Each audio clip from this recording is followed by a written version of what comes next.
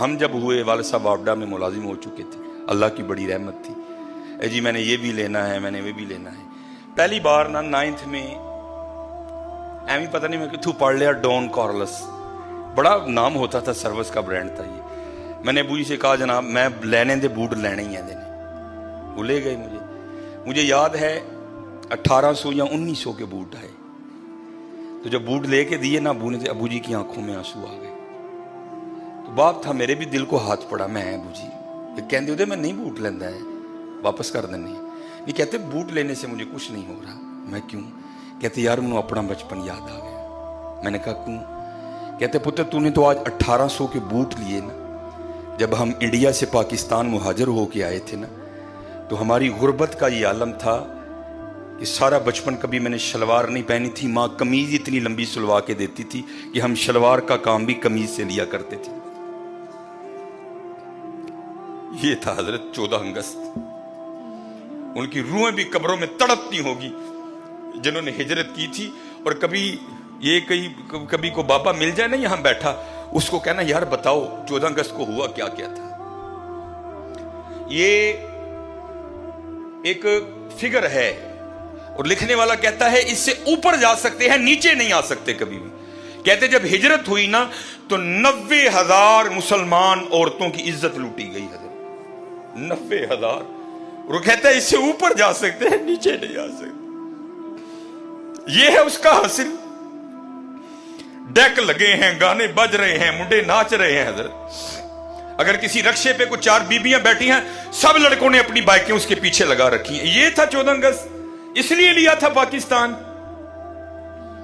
آج کسی سرکاری دفتر میں چلے جاؤ، بغیر رشوت کے کام ہی نہیں ہو سکتا تمہارا. اس لیے لیا تھا پاکستان.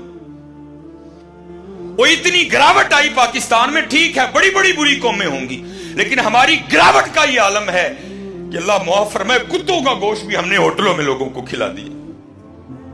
یہ ہے 14 اگست. یہ ہے 72 سال بعد پاکستان.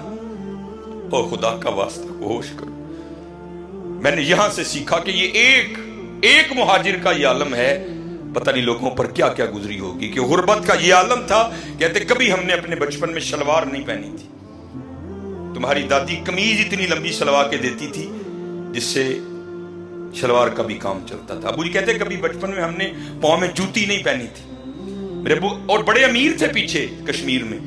ابو جی بتایا کرتے تھے جب ہم مہاجر ہو کے آئے اتنی غربت تھی کہ جب ہمارے گھر میں دال پکا کرتی تھی نا تو میں مذاق کے طور پہ اپنی امی کو کہا کرتا تھا امی جی ان کو کچھا بھی تے دیو نا. انہوں نے کہنا کیوں؟ اے ہن میں دیش کی چھال مار کے تے دال دا دانہ کٹ کے لے آنا.